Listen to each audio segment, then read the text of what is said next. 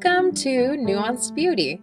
This podcast is intended to be a spot where my husband Bill and I will capture some complex thoughts and challenge us to hold to our opinions loosely so that we can see the beauty in others and the beauty in ourselves. I want to challenge us to dive deeper into those everyday topics and those sticky topics that we might shy away from, or we might bulldoze over others with our opinions. Because I think there's wisdom in this idea that if we all thought exactly the same, there would be no need for anyone else. So let's have a conversation and let's get nuanced. Hi guys, welcome back to Nuanced Beauty. Hey everybody, as we hunker down in our closet, hiding from Stormageddon out there. Hurricane Idalia. Idalia? Idalia. Idalia? I think it's Idalia. Idalia. Oh, okay. We have a kiddo napping and we have another kiddo on an iPad. And it looks like we're keeping calm and carrying on. We are keeping calm and carrying on. Yes. So that brings us to our topic this week that came on us today and yesterday as we were processing and thinking through. Are you a worrier? And how do you handle natural disasters? Or the thought of a natural disaster? Yeah, we were talking with some friends last night, and some transplants like ourselves, some native Floridians, about, at the time last night, we still thought today was going to be a pretty stormy day. And so we're like, well, did you do something about it? Did you do anything? Yeah. Did you worry about it? It's just mostly no. Yeah, it was mostly no. Or like the one, like a great tip, like instead of going out to the store and freaking out and buying out all the water or worrying that they're out of water at the store, fill up all your mixing bowls and your your pitchers and your tubs full of water. Like there you go. But did you grow up with natural disasters? No. The closest threat of one? The closest thing we had was snowstorms, Mm-hmm. and because of the nature of the very rural area we lived, we always had enough food on hand for a month or so anyway. Okay. Because the nearest grocery store was a half hour plus away, so we weren't reliant on a steady stream of groceries. So we had candles and a wood burning fireplace. We had a fireplace, so. If we lost power, which we did fairly frequently, we'd light a fire, we'd put on a hoodie, we'd read some books by candlelight. It was actually really pleasant, all things considered. It's a little bit different, I think, here. If we lose power in a place like Florida, because I can't just put on a hoodie and then be warm. Yeah, you're worried about being too hot and not being able to cool off. It's easier to stay warm than it is to stay cool, for sure. Yeah. In Kansas City, Missouri, even Colorado you have the threat of tornadoes. And something that threw me off, I feel like in the past year, I've seen them put out tornado warnings. And I hate that, like, a tornado watch means the environment is ripe for the picking. Like there could be a tornado touchdown. But the word tornado warning in my vernacular means there is a tornado on the ground. Vernacular. Great word. Oh, good. Well, see, I got big words too. You got words. But like, yeah, if you say tornado warning, that actually means there's a tornado. She every time this happens, she comes to me and I get annoyed. She doesn't have enough of a pop culture reference to use the following quote. I wish she would, because you keep saying, essentially, you keep on using that word. I do not think it means what you think I don't think it means what you think it means. Yeah, and that annoys me a little bit. But so tornadoes and severe thunderstorms, like that's what you worry about in the Midwest. Up in Seattle, we had the threat of a earthquake and a tsunami. Right, but that didn't happen with the frequency of, say, a tornado. No. Like seasonally. Like we grew up watching Twister, and you watch that, and you're like, yeah, that's how it be. Like at least at least once a year, there's we did tornado drills. We were doing tornado drills and having to like go down to the boiler room of the school and kneel on the concrete floor. You went to the bathrooms. Tornado shelters are usually bathrooms. Yeah, we went to the boiler room in our school. Oh, nice. And being uncomfortable as all get out, and it's we're like, what the heck are we doing here? That's interesting. Yeah, but it was something that just was, and I feel Out of like context, sorry, just going back to my story, because I just heard me say my story. And out of context, yeah, my school, we had to go down to the boiler room and kneel on the concrete floor. It sounds really sounds like horrific. a horror It story. sounds like a massive horse. Oh, it's a tornado drill, people. It's fine. We're all there. It's the making It's of Saw. It's straight up. chainsaw. Yeah, yeah. Yeah. Oh my gosh. Yeah, that's funny. But I have a feeling like here and chatting with, people, natives to Northeast Florida, um, this area has like a decent track record of not getting much, like not getting the punch of a storm, knock on wood. Um, You knock on and that wood. it happening south of, north of, and like it just not making landfall right here. Storm surge does happen along the coastline. People do get some flooding, but the level of devastation has not, it hasn't hit here. No, what I've heard from people is, you lose power, and that And sucks. that sucks. Yeah, the power and the not having AC and it Yeah, being really wicked which tropical. could be legit dangerous here. Yeah. Uh, but so it's funny. Christina brought this up, but wow, it's kind of weird how people respond to things differently with regards to like emergency preparation. Yes. And as she's saying that, I'm looking at this news story from Reddit, from the Jacksonville subreddit, and they took a screen cap and like A news anchor. the news anchor is out there doing the thing where they stand knee deep in the water and say, "Oh yeah, it's real raining out here, Chet." But in the background, there's like two guys and a floaty swan floating down the. And the person posting on Reddit is like, "How dare these people do this? This isn't how you hunker down for a storm." And all the comments are like, "Yeah, you're new around here, aren't you?" Like, this is exactly what we do here, they guys. were in like a dino suit and a kayak or something. Whatever. Ladies and gentlemen, Buzz Killington. But yeah, like that totally captured my idea for this episode of like how people worry differently and Yeah. how big of a deal some people would make something and how others of us wouldn't make as big of a deal out of something. I just don't think they were taking it very seriously. Yes, and so the person who makes a really big deal out of a thing, they're inclined to judge the person who doesn't think it's serious to say, yeah, you didn't take this seriously. And then when an accident happens, they're also inclined to be like, I told you so, you didn't take it seriously.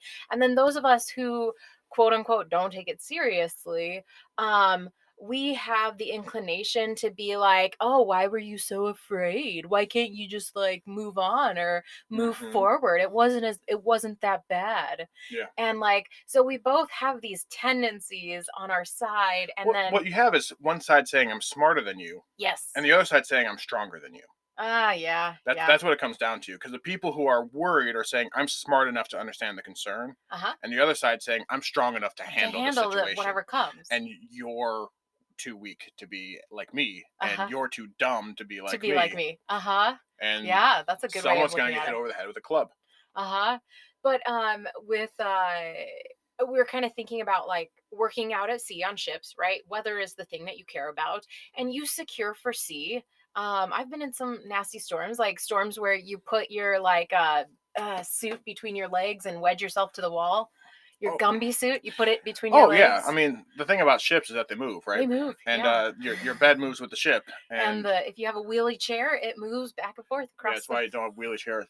But there's tricks that you do where, if you imagine being on a bed that tips 15 to 20 degrees to one side and 15 to 20 degrees to the other side, all through the night. So you take your life jacket, or if it gets really bad, your immersion suit, and you wedge it under your mattress so that you get wedged between the wall, which is freezing, and the mattress, in order to be able to sleep for a few hours and keep you steady. Yeah. But this is just the fact of life for mariners, and always has been. And people die. Yes. 20. Oh shoot! It was 2018. No, 2016. It was 2016. Yeah, because Zeke was 2017, so it was 2016 or 17. All hands were lost on the El Faro when they sailed into Hurricane Joaquin. So this is just a. But the thing is, I don't think we stand in fear of that. It's just another preparation or a checklist that we do. So yes, as we were talking to our friends, we're like, yeah, but don't you have like the checklist? Because it's brought up at every meeting I have at work, because I work at a maritime company and this is just what you do. Yeah. And the people who work at the bank are like, nah, we have some water, probably.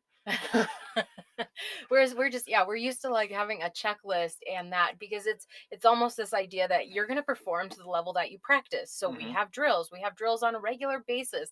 And for this is like a perk of somebody who's the more thoughtful like type who worries about things.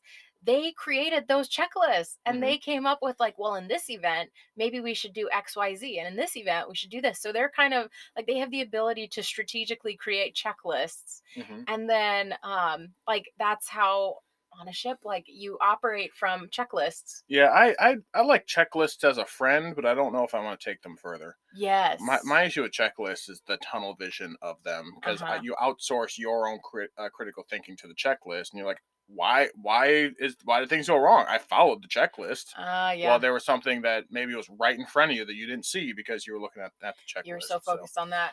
but in an emergency situation, you're not going to think about anything. You need to be able to And pull out that that's and checklist. that's where with the Hmm. emergency your vision is clouded, you're not thinking straight, Hmm. and you have just this instinctual like a hint of a thought that came from a drill Hmm. that tells you what to do. And you know, I feel like we're cavalier about um, uh, worrying and like, why do you worry? We're the people who don't take things seriously Yes. generally, and it's part because we come from a place of emergency preparedness. It's just the thing that we do. It's not something to worry about. It's just part of our vocation. Mm-hmm. But at the same time, I've done tornado drills with Zeke. Yeah. Like I've walked him through not just like, hey, here's where our tornado shelter is. Let's talk through why this is our tornado shelter. What different places in the house could we meet the criteria for a tornado And shelter? fire extinguishers And for fire July 4th extinguishers. fireworks, like so yes, like we do, but I guess that's where Doesn't come from a it place of worry. It becomes just comes from a place of being uh effective. yeah. It's just my job. Insulting warriors all out there. Like, yeah, Yeah. we're just effective. Well, yeah. Well, the thing is, it's doing the same thing for a different reason. Mm-hmm. So are you coming from a place of I'm scared and therefore I need to do this? A little bit with the Fourth of July fireworks. I'm coming from a place of I'm scared. Yeah. But the bigger thing, the thing I'm going to pretend is true, is well, this is just the thing that you do. This is my job, Mm-hmm. and I'm going to do it like you do anything else.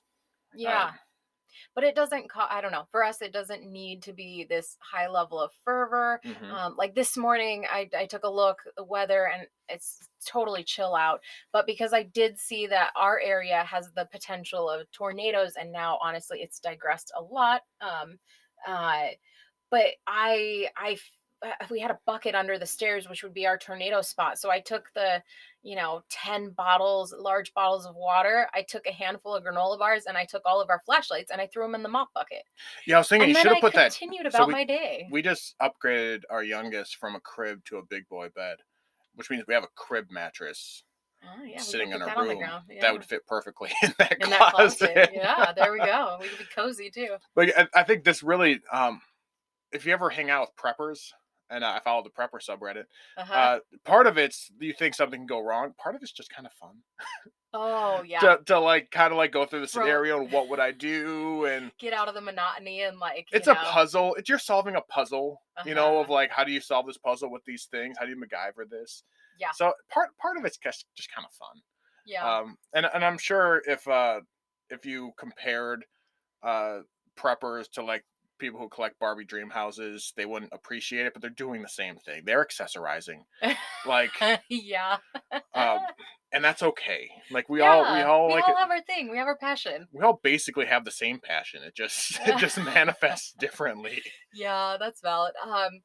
I think though the other angle that I wanted to throw in here is the reactions of people after a storm. Hmm. I did just touch on the idea of like if you come from a worry thinking and over checklist, you would be inclined to be like, oh, that person should have did this, and like so a sense of almost like regret, like, or oh, they were so dumb for not doing this. Hmm. And then oh, where was I going with that? Like, yeah, the reaction, you might have that quick snap judgment reaction, but also thinking about post natural disasters or post tragedies.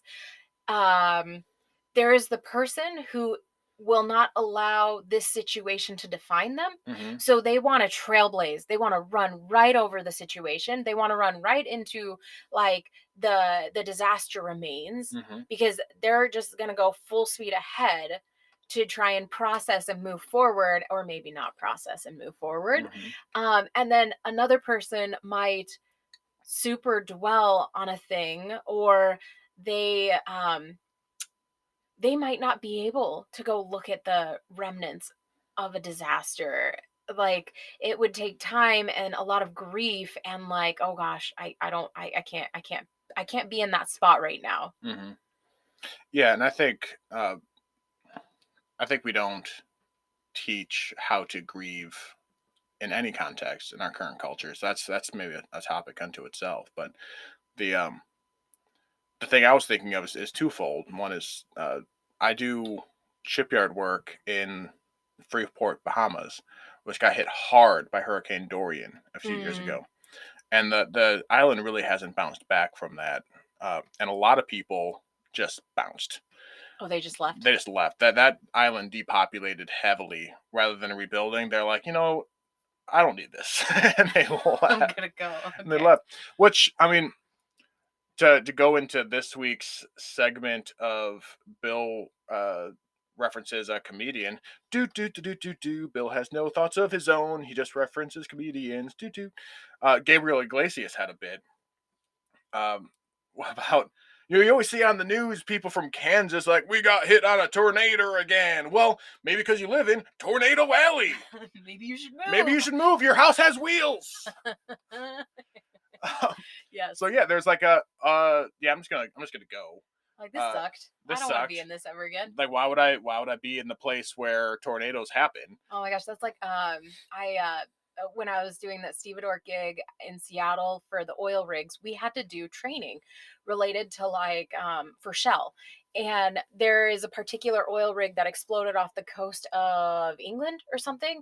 And we had to watch like a 30-minute training video about safety. And like, man, in seconds, this was a huge explosion. And a lot of people, like, their lives were lost.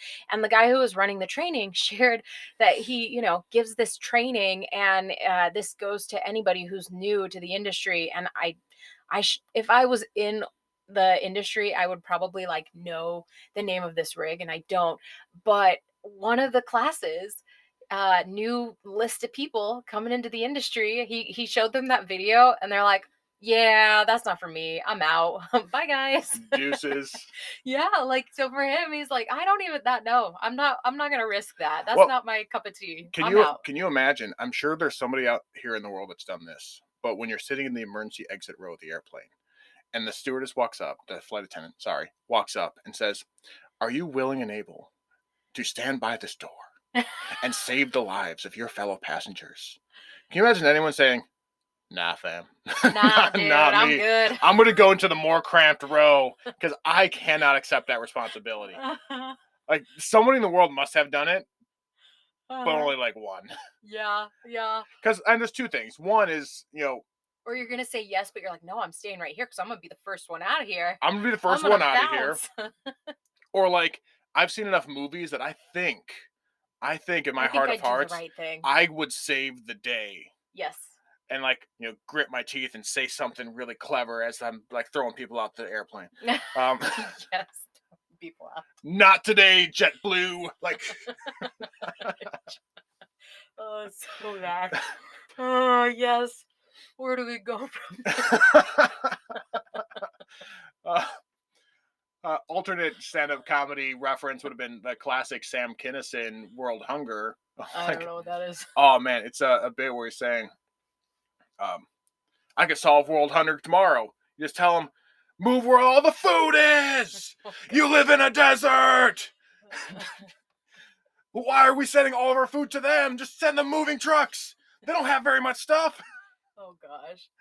Oh, so that gets back to the point of like, does the possibility of a risk, like, does even the possibility of a storm coming your way, or once you've been through a storm, what do you do? A real storm, like, do you move on? Do you move away? Like, do you say, I'm not going to be defined by this, so I'm going to keep living my life, and you rebuild and continue. These are all possible outcomes. Yeah. And I think where we end up landing is like, yeah, we do the checklists and things, and yes and no. We don't actually have a physical checklist. We just kind of have. No, we do it in our head. Yeah, we kind of do it in our head. But at the same time, we saw this in ourselves during COVID as well. We don't want our cache of emergency food as this telltale heart of fear, saying, I don't want this constant reminder every time I walk past that bin that things can go wrong. I just don't want to live that way. Yeah. I don't want that just kind of hanging over my head. I don't feel comforted by having that. I feel a reminder that things can go bad. Yeah, I would fixate on the possibility versus just continuing. Which I don't know if I'm saying that out loud, but like I had an immersion suit in every stateroom I ever stayed in. It never occurred to me that I'm gonna die. Right. So maybe it's different. Maybe it's different because I was at work, and at work you have like OSHA and things, and that's just kind of how it is. Yeah. I didn't choose to have that. I didn't buy my own. Some guys do.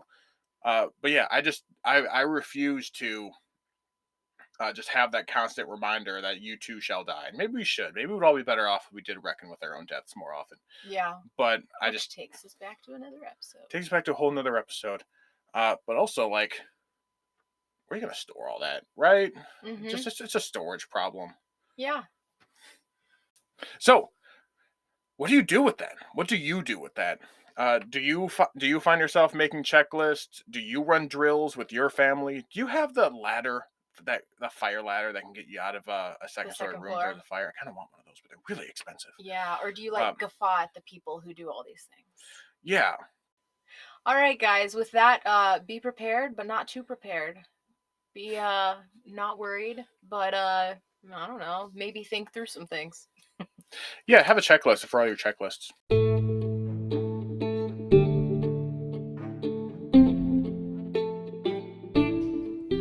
All right, this week's book recommendation comes from my childhood, which is Gary Paulson's Hatchet, the seminal story of 13-year-old Brian Robinson, who gets on an airplane with a hatchet because that's a normal thing to give as a going away present to your 13-year-old son as he gets on a plane to visit his dad. Here, boy, have a hatchet. Go to my ex-husband's house and have fun is the setup for that story. And of course his plane crashes and he has to learn to survive. And this book was so important to me, and there's a number of other books kind of in that genre, My Side of the Mountain and Julia the Wolves, that sort of book series, because I grew up in the woods. So this idea of being able to survive in this environment was a really fascinating thing to me. But as we went through our hurricane preparedness kit today, I realized all you really needs a hatchet. Like I read a couple of books about this. All you really needs a hatchet and a little bit of know-how. And if a 13-year-old can do it, I think we'll be all right. So I'm not sure. I feel like I need to reread this story now because I went back and I read the synopsis with adult eyes, and it says something like, oh, he goes into the woods to survive, but he really finds himself. Like, oh, this gets really, there's some deeper themes to this, and maybe there's a lot more about like his mom's infidelity and his parents' divorce than I really even picked up on when I was like 10 and reading this. I was like, oh yeah, cool, a hatchet, right? Let's build a shelter. But having now gone back to this and talking about this out loud, man, I really feel like I need to read. This is a book recommendation by me to me. Thanks, me. Okay, see you guys next time.